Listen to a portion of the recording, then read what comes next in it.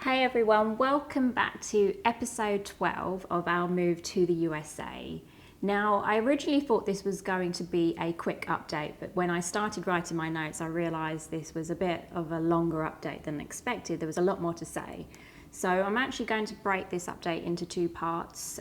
This particular update is going to focus on our visa situation, which is the most important factor because our whole move to the USA has been delayed as we've been waiting on my husband's visa. I am happy to say that this is, well, I certainly feel that this is our first real exciting update since the whole move came to a halt in March of last year when the first national lockdown of the UK happened. In episode 11, the last episode, I mentioned that we were applying for this national interest exception. Now, I'd learned in November that essentially they weren't processing my husband's visa because of the travel ban that was due to end on the 31st of December, but consequently has been extended with no end date.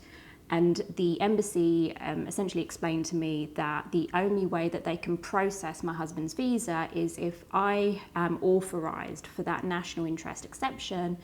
Only then can they proceed with his application. On the 3rd of December, I emailed all my information over to the embassy to apply for this national interest. It included 20 questions that I needed to answer around my status, what visa I was applying for, why I needed to travel to the USA, why I believed I qualified as a national interest exception, and just to verify that I was intending to travel in the next 30 days. And then, so that was the 3rd of December. About 2 weeks later, we got some good news that they had approved my travel authorization. Now, quietly, I was confident that it would be approved. Basically, when I did some research online on their government website as to who would qualify. And based on what I had read, I assumed I would get it. Now, my authorization granted me one entry only to the USA, and as I mentioned, it's within 30 days, and my authorization ended on the 10th of January, which is in fact today. And no, I'm not surprising you by the fact that, woohoo, we've made it to the USA. No, I am still in the UK. The issue for us was that we still needed my husband's visa approved. And to be honest, I kind of knew when I applied that the likelihood of me getting that authorization and then them processing my husband's visa and getting it back within that time frame was highly unlikely. In terms of next steps, once I had that authorization, I then emailed the embassy team that was dealing with my husband's visa to explain that I now had this authorization. And this was on the 14th of December at this point. The next day they emailed saying, okay, great, well, maybe not as positive as that, but they said they were essentially processing his application now and that they would get back to us if they required any further information. A few days later, we then got an email, and it's all through their government website. So there's a portal that you use where you log all your information, and essentially they send all the information through that and any linked email addresses that you have. And as I mentioned, a few days later, we got the confirmation that they were requesting his passport. With no request of any additional requirements or information. So we had assumed that means his visa's approved and all good. And I think that day, right away, my husband went out and got we had to courier his passport to the embassy. And I think this was about on the 18th of December at this point. So we had assumed that his visa would be back either before Christmas or just after. And of course, nothing ever goes as planned.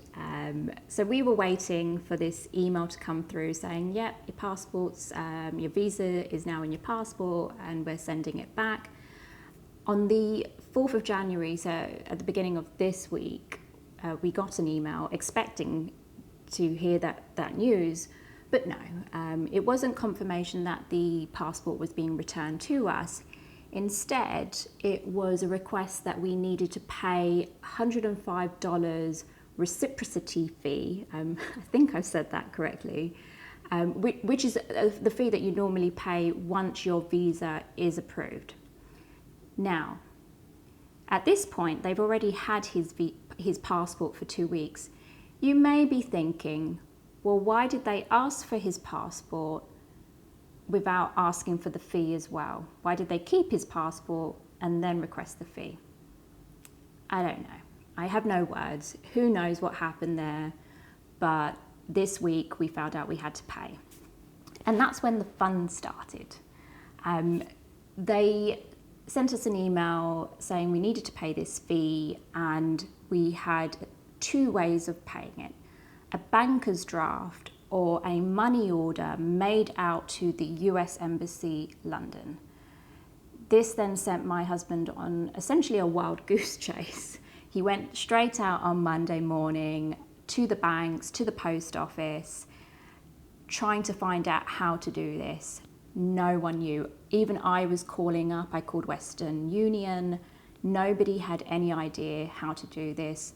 Most banks stopped doing banker's drafts a long time ago, and most money transfers are all electronic, not in a check form. This is somewhat concerning. It is giving me an impression that perhaps the US are not quite as advanced as we are in the UK, where mostly we do everything electronically, we can pay online.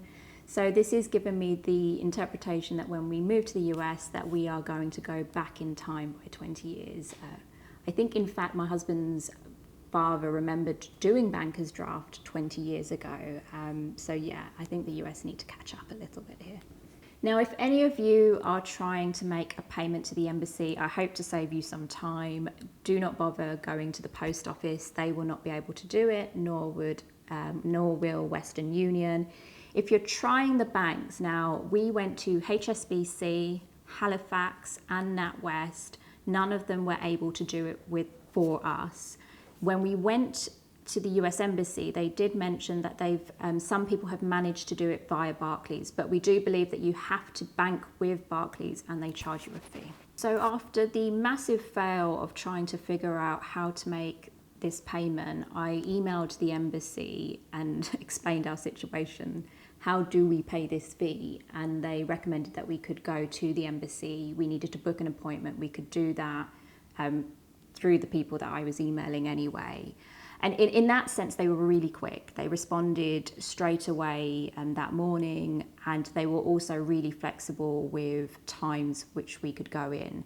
We ended up booking our appointment for 8 a.m. Friday just gone, and it was really quick. I think my husband was in and out within 30 minutes, and because it's the lockdown as well, there's not many cars out, so it didn't take us that long to get there either. Yeah, so now we've paid this $105 reciprocity fee, and we had expected that his passport should be back now. Later that day, so we went at 8 a.m, he was out by 8:30. I think around 4 p.m. that afternoon, we got the email confirmation that his passport is now on its way back. Like I said, it's the 10th of December. We expect that his passport will be back with us tomorrow. Fingers crossed. Now, obviously, my travel authorization has expired today, but the main thing is that we both have our visas now, so we can finally start planning our move to the USA. It only took us 10 months to get to this point. Come on, it's not so bad in COVID times. When we are planning the move, so what we will need to do now is when we know we're planning to move within 30 days, I will then need to reapply for that national interest exception, or we need to go via another country that is not on the travel ban list, park there for 2 weeks, maybe have a little holiday, and then enter the USA. Personally, I am super relieved that we now have his visa, or will do in the next couple of days. Let's hope there's nothing else that goes wrong between now and then. I can finally start talks with the mobility and relocation team now. I've started that since last week. Watch my next video for my update on our next steps and when we're planning to move. Thanks for watching Heels in Business. If you liked the video, please comment below and don't forget to hit that like button. Also, if you've been watching my series on our move to the USA and you have not subscribed yet, please do.